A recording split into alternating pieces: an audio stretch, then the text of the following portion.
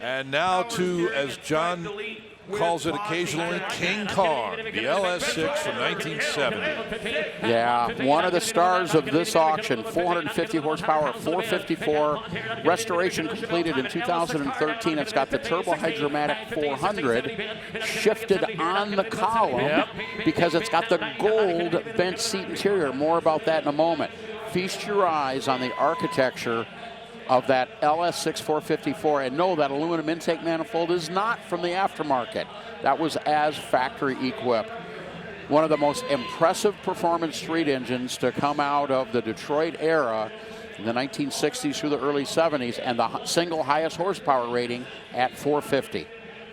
John, I am in love with this color combination, that Tuxedo Black and the gold interior and sleeper. If it didn't have the badges, you'd think, oh, Grandma must drive this car. Bench seat, column shift. But then when you see what's under the hood, it becomes a whole different ballgame. And notice no stripes and no cowl induction hood, and that's exactly the way that you could get it. And no power steering, so you gotta, oh my word. Yeah, you got to work out a little bit to get around corners. Reserve is off on this car at $115,000. That is a very special car due to the combination of colors and options.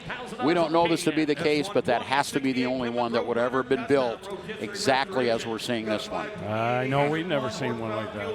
Ray Barton Hemi V8 Trimic 5-speed with Dakota digital dash.